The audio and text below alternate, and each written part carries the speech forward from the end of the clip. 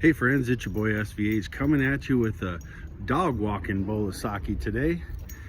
And this is for May the 8th, 2024. The bowl of Saki by Hazrat Nayak Khan for May the 8th.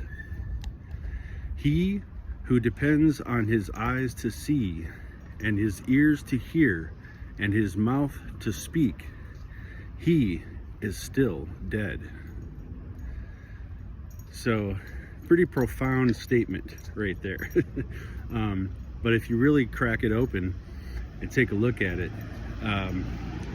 think about this for a minute. If you close your eyes and you picture a waterfall, can you not see a waterfall? Who's seeing that waterfall? Not the eyes. What about the hearing? You could sit in a quiet room, a silent room, and say I love you, and you can hear yourself say I love you, and who would be hearing that if not the ears, right? But you can still hear it. And imagine speaking. You close your mouth, you really don't open your mouth to speak, but you say something, a phrase, a thought. You can speak it and hear it without opening the mouth and saying a word. So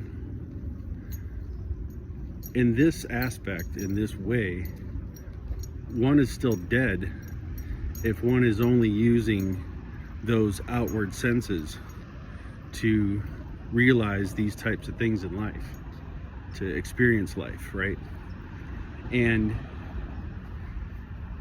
in doing so, you're dead to the reality of what you really are, which is a soul.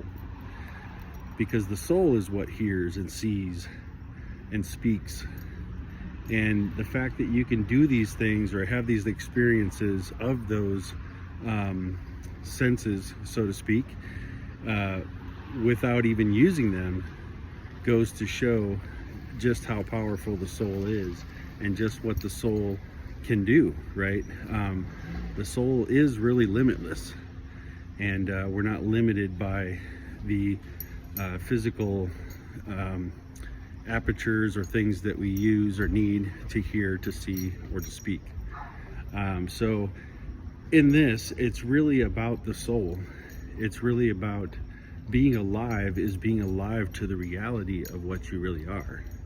You are a divine spark of the one, light of truth. And when you really see this and realize this, you realize what power lies within your soul. The power doesn't lie in your body. The power doesn't lie in your brain or in your eyes or ears or mouth or fingertips or feet. The power lies in the soul, and it's the soul that drives and animates and pushes all of these extremities to work, right? That moves them, that brings about their functionality. So I think it's a really powerful one. I could really go on and on about this one, but I love that analogy. And I don't take credit for the analogy of closing your eyes and seeing, and closing your ears and hearing, speaking without opening your mouth. KRS-One, the legendary rapper KRS-One, he really taught this lesson well back in the late 80s, early 90s.